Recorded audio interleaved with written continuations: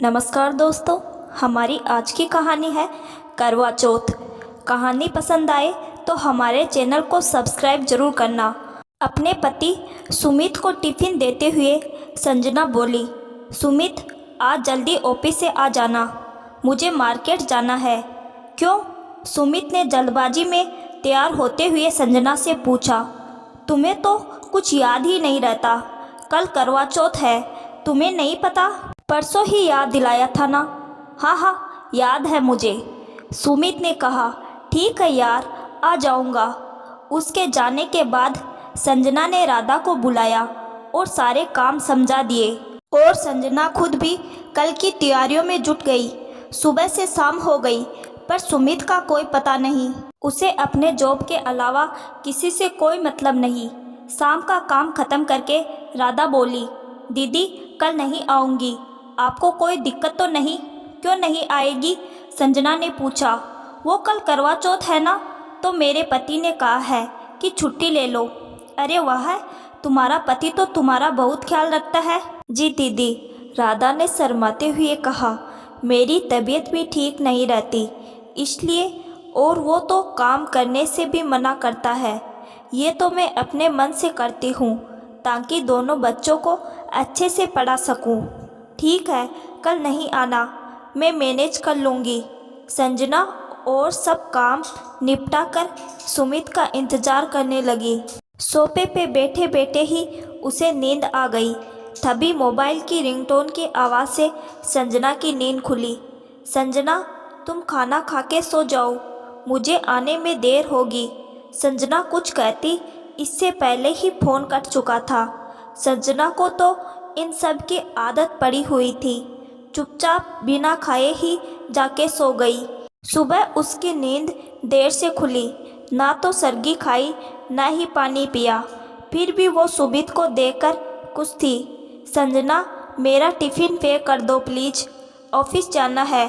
तुमने तो कहा था कि नहीं जाऊंगा। एक अर्जेंट मीटिंग आ गई है, बस मैं यूँ गया और यूँ आया।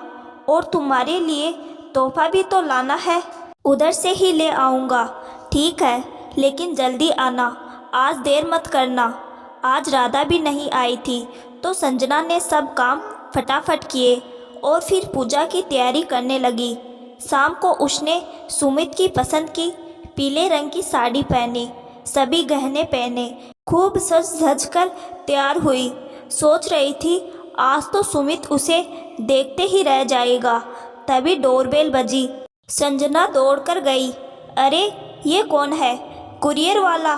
मैंने तो कुछ नहीं मंगाया। मिसेज संजना शर्मा के नाम से ये पैक है। अच्छा, तो ये सुमित का काम है। कुरियर लेकर अंदर आई संजना। गिफ्ट को खोलकर देखा तो उसकी आंखें फटी रह गई। डायमंड का सेट बहुत ही प्यारा था। ओ तो लगता है साहब इसी चक्कर में लेट हो रहे थे। मन ही मन मुस्कुराई संजना। चांद निकलने का समय हो रहा था, लेकिन संजना के चांद सुमित का कोई पता नहीं था। आज उसकी जिद थी कि सुमित के आने पर ही व्रत खुलेगा, तब तक इंतज़ार करूंगी। तभी फ़ोन की घंटी बजी। हेलो सुमित, जल्दी आओ ना, कितनी देर लगा दी तुमने? सॉरी यार, अभी नहीं आ पाऊँगा। हेड ऑफिस से बॉस आया है, उसी के साथ डिनर है। तुम अपना व्रत खोल लो। संजना ने बिना कुछ कहे फ़ोन रख दिया। अगली सुबह संजना राधा का इंतज़ार कर रही थी। सुमित तो रात के 12 बजे आया और सुबह 7 बजे फिर निकल गया। संजना ने रात को खाना खाया या नहीं उसने पूछना भी ज़रूरी नहीं समझा। संजना चाय बनाकर लाई और राधा को भी दिया। राधा, तेरे पति ने तुझे कल क्या तोहफा दिया? संजना ने पूछा। दीदी क्या देंगे, हम लोग तो गरीब आदमी हैं, जितने का तोहफा लेंगे उतने में बच्चों की ड्रेस आ जाएगी। फिर कुछ नहीं लाया तेरा पति? फिर भी तू इतनी खुश है? राधा शर्माते हुए बोली। तोहफा तो नहीं लाया, लेकिन वो कल दोपहर को ही घर आ गया था। उसने अपने हाथों से मेरे लिए खाना बनाया और पूजा के बाद अपने हाथों से खिलाया भी।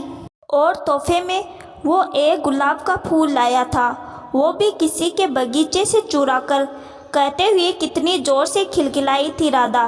मेरे जूड़े में लगा है। संजना को राधा के जूड़े के गुलाब के फूल के सामने अपना डायमंड सेट तुच्छ लग रहा था। संजना सोच रही थी किसका तोहफा बड़ा है। तो दोस्तों, आप ही कमेंट करके बताओ कि संजना का तोहफा ज़्यादा अच्छा था या राधा को दिया हुआ गुलाब का फूल ज़्यादा अच्छा था।